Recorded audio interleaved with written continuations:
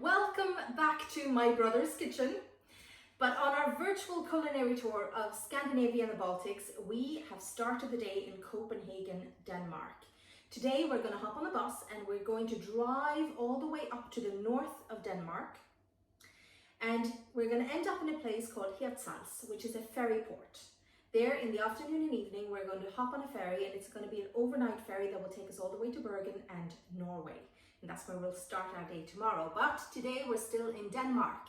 Because we're covering a large area of Denmark today, I wanted to present you with a food that's readily available all over the country. And what better dish than the national dish of Denmark? This dish is called fried pork belly and parsley sauce. This is something that you will find everywhere in Denmark. All the restaurants have this on their menu, or at least some version of it. This is the pork belly that we're going to use, and I'm going to show you how we prepare it, okay? So let's get started. Now you'll notice that I have a cutting board here, but I've covered it up, and that's because these pork bellies have a very high fat content. I want to make the cleanup a little bit easier later on. These slices that I have here, they're not very thick. You can see they're about the thickness of my pinky, but they are quite long. I'm going to cut those in two, like so, and I'm going to do that on all of the slices that we have here.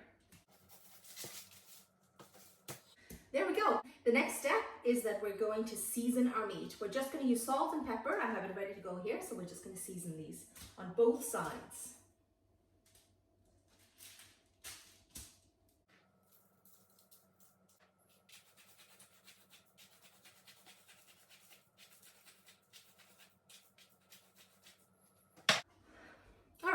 So we have seasoned our meat on both sides.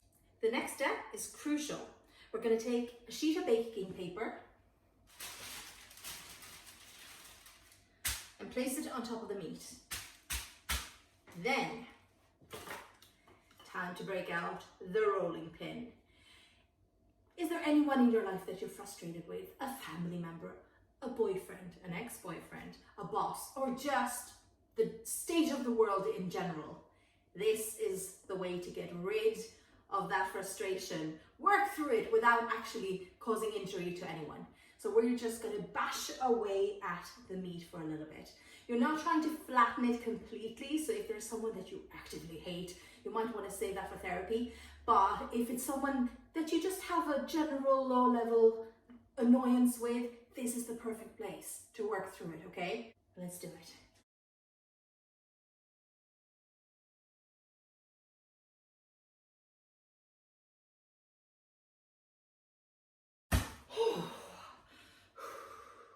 I feel so much better.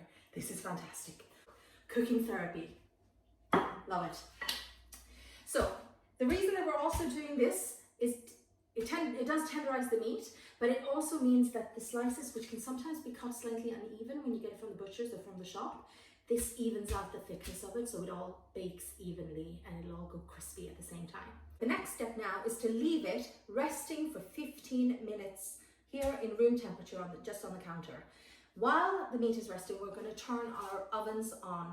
Turn it up to 100 degrees Celsius or 210 degrees Fahrenheit. It's quite a low heat. We're going to cook it at that heat for 1 hour, and then we're going to crank it up for another half an hour for the last bit of cooking. So let's take 15 minutes to relax. And while we're waiting for the meat to get ready for the next step, we can just relax outside in the gorgeous sunshine. I've broken out my trusty crochet project. This is going to become a blanket at some stage. Right now, we're on day 3 of our Scandinavia and Baltics tour, and I'm on color 3 of my project. Now, I just want to take this moment to remind you all that Expat Explore offers some fantastic tours all over the world. I will post some of my favorite ones from Europe in the comments below. If you want to come traveling with me, I am booked to lead the Scandinavia and Baltics tour on the 6th of June next year. Come traveling with me, we're going to have a fantastic time, and I'll get to show you some of my very favorite places in the world. If you do book a tour with Expat, regardless of the tour, make sure that you write in the comments field that you were referred by Inga. That's me. Expat wants to support the tour leaders. So if you book a tour with Expat and you write in the comments field that you're referred by me, then Expat will pay me a little bonus, and hopefully it'll be enough to keep me going so that I can stay and keep working in this industry, which is my favorite thing in the world to do. So I really hope that you'll do that. It doesn't cost you a dime. All it takes is a couple of seconds. Thank you so much for your support. I hope you guys had a good rest. I know I did. And so did the meat. The meat is all rested. The oven is now at 100 degrees Celsius. That's 210 degrees Fahrenheit. So we're ready now to put the meat in the oven. All we have to do now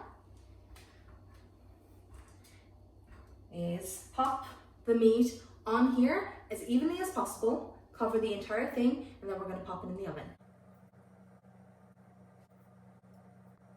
Now you see, you want to keep it to a single layer. That's it, it's ready to go in the oven.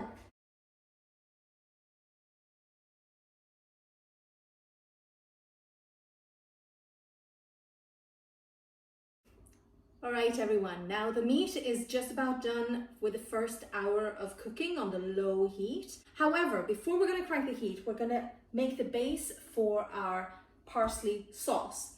This is going to be a bechamel base. Bechamel sauce is made by melting butter, adding flour, and then we're going to add liquid on top of that. Now, I have about 2 tablespoons of butter, 2 tablespoons of flour, and 400 milliliters of milk. And that's going to form the base of our sauce. We're going to add a little bit of salt, a little bit of nutmeg to that before we then add our parsley right before serving, and it's going to be delicious. Okay, everyone, so we melted the butter, we added our flour, we cooked out the flour until it had gone quite pale in color, but we made sure not to leave it go brown. Then we added our milk to the liquid, and we kept stirring vigorously until the sauce thickened, and it's now a nice thick sauce, as you can see. My brother's dog is outside and he is very eager for his dinner treat, and everyone else is getting quite hungry. So it's time to put this meal together now.